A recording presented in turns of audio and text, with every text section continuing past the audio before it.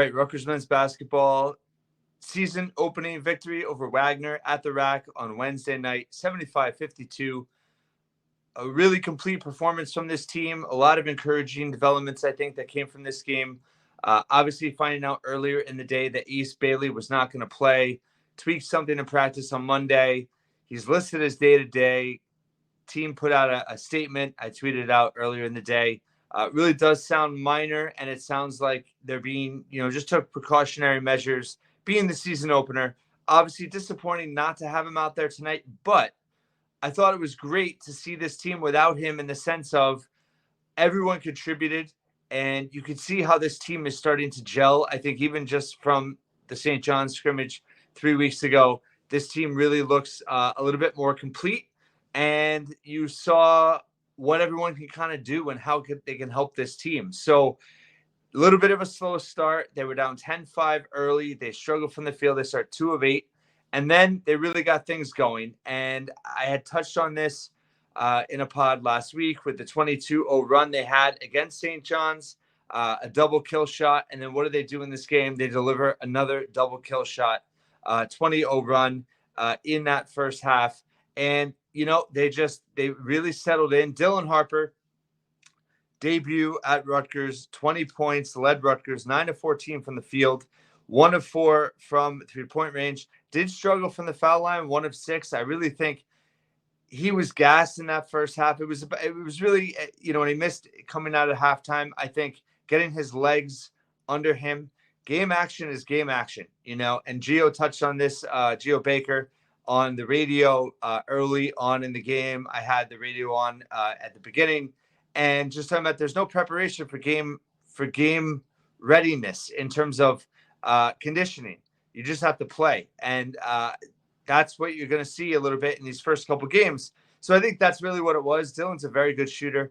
He's going to be fine from the foul line. He was 1 of 6 tonight. I think it was just a matter of game readiness in terms of his legs under him shooting free throws. But overall, super encouraging performance from him. I mean, he is just so smooth finishing at the rim. The way he's able to control his body in traffic, finish through contact, he's just so good at that. I was trying to think of an analogy, and I'm coming up blank, but it's like he's not explosive. He's not the most athletic player, but he's just able to navigate himself through the air in a way and finishing at the rim that is just special. And you saw that on display tonight. But overall, what I loved about it is he had 3 rebounds in the first half. He didn't have any assists in the first half. And then he was a very good facilitator in that second half, had 4 assists. Overall, he did have 4 turnovers in this game. It's going to happen. He's still kind of learning his way at this level, but so much to like. And also the fact that he did finish also with 3 steals in this game, using his size to his advantage, playing smart defense. He had 0 fouls, which is a huge improvement from that St. John's scrimmage. So overall, 32 minutes for Dylan Harper, plus 28 when he was on the floor. Rutgers wins by 23. He had the highest by far on this team. And just a very solid debut for the heralded 5-star freshman, and really is just a special player. And it's great to see him finally in a Rutgers uniform. But overall, I mean, this team plays so hard. I've seen them practice twice. They practice really hard. They play really hard. And, you saw Lethan Somerville come into the game. I mean, talk about a story. What a performance from him in that first half. That 20-0 run was really Lethan Somerville spurring this team. In 7 minutes of action, he scored 9 points. He had 4 rebounds. He was, spin move, hook shot, hit a 3, finished at the rim. Talk about his footwork as a 5, as a true freshman. It's really ahead of his time. And his body control, he's a big body guy, but he knows how to attack the rim with the basket. He took 1 forced shot during that run, a little bit of, I think he was just on a roll and kind of pushed it a little bit. But also talk about from the foul line for Lethan Somerville. Overall, he was 2 of 2. He had 2 early. He had 1 3, 4 of 7 from the field, 8 rebounds. Did have 3 fouls. Again, a little bit of just kind of learning the whistle there. Had a block, just one turnover, did have an assist, 26 minutes plus 15.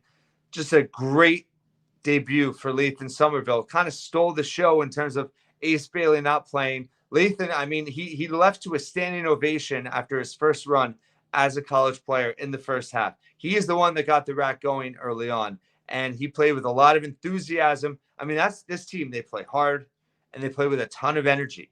You have Zach Martini getting the crowd going, PJ Hayes getting the crowd going. Jordan Durkak is just nails out there. And, Lathan Somerville really got the rack rocking first time for the season. So questions about the five. Emmanuel Ogbole, he struggled early. He got that technical foul, drawing at the Wagner player, was just out of sorts. And then, boom, Lathan Somerville comes in and gives his team a huge lift. And listen, there's going to be growing pains with him. I've been preaching his praises, singing his praises all off season. What I saw tonight is what I saw in him in both practices this summer. And I just think that his potential is sky high. Can he defend in Big Ten play?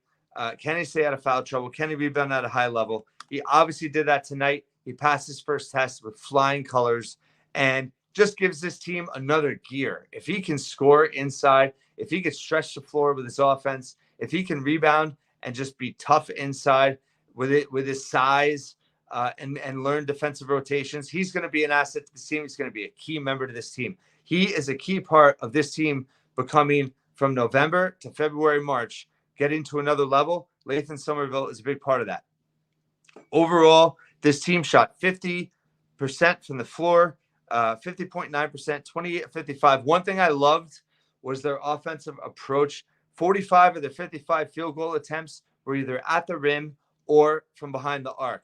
That is modern offense. That's the type of offense that you want to see from this team with the talent they have, with the balanced attack that they can have, with shooters, finishers at the rim. I mean, there were 18 of 22 on layups and dunks tonight, 15 of 19 on layups, 3 of 3 on dunks. That is such a huge upgrade. 81.8%. Weren't super efficient from three, but they were 7 of 23, 30.4%. But your two best 3-point shooters, Zach Martini and PJ Hayes, both 2 of 4. Dylan was 1 of 4. You had Acuff 1 of 3. Somerville was 1 of 1. Dylan Grant got some run late in the game. He can hit threes. He was 0 of 2. You also had Jeremiah Williams 0 of 1, Durkak 0 of 1, and Davis was 0 of 2 in terms of Jamichael Davis, 0 of 3, excuse me. But taking threes within the flow of the offense, open threes, kick out threes, transition threes, this team had they played with purpose on the offensive end. And that was super encouraging to see. And the fact that, from 2-point range, they were 21 of 32, which is really super efficient. 66% 2/3 of your shots, super efficient at the rim. This overall efficiency-wise was a very efficient performance. They were offensive efficiency 1.103 points per possession. That is super efficient. And they held Wagner was just 0.8 points per possession. The metrics they're going to move up KenPom quite a bit in this after this performance. And listen, metrics matter. Net rankings matter. You won by 23 against an inferior opponent. That's going to help the metrics. It starts game 1, and you got to win these games by pretty wide margins to really help that type of efficiency number. So that was encouraging to see. They had 26 fast break points in transition. They were able to run all over Wagner, 26-2 in transition baskets. They forced 11 turnovers. They had a 16-4 edge in points off of turnovers. They did get out rebounded at the end. Wagner just shot 35% from the floor and really struggled there. Listen, Rutgers is not going to be a dominant defense rebounding team, but they rebounded really well in stretches. And that's, those kill shots. They had a double kill shot again tonight, and they dominate on the boards during those runs. So they have it in them. They're just going to have to develop and grow on the glass. Overall, just 4 offensive rebounds. Wagner did get 12, but again, second chance points, 8-6 edge for Rutgers. Bench points, 29-23 Rutgers, 40 points in the paint for Rutgers, 22 for Wagner, and 7 steals in this game, 4 blocks, 17 assists on 28 field goals. That was huge for this team. I was really encouraged by that, and it was much better in the second half. Second half, they had 4 assists on 12 makes. Second half, 13 assists on 16 makes from the floor. They really started to share the basketball, but you could see this team just get into better rhythm. And, everyone contributed in this game. Everyone contributed in this game. Overall, let's go through a few more stats here, just in terms of Rutgers. Jordan Durkak. I love that Durkak and Martini started along with Agbole, J. Will, and Harper. You had 3 New Jersey guys that are in the starting lineup. And Durkak and Martini, they just bring an edge, they bring energy, and they bring experience. Durkak, 8 points on 3 of 5 from the floor, 5 rebounds, 2 steals, 21 minutes, did have 3 fouls, but fairly efficient performance from him. Again, scoring the basketball, he took what he could at the rim. He made his free throws. He took 1 3, totally fine with that. But he, played within himself and within the offense and defense. He delivered. Just such a scrappy player. Jay Will, very encouraging performance from him. 10 points on 4 of 6 shooting, 0 of 1 from 3, 2 of 3 from the foul line, 2 assists, a rebound, 1 turnover, 1 block, 1 steal, 24 minutes. Jeremiah Wibbs, again, he had that shoulder harness on. He's been dealing with a shoulder thing, nothing really serious. And that harness can, kind of change things up a little bit. I would have liked to see him a little more off the ball screening action at the rim. I think that's something he could really do this year. That's going to be a strength of his.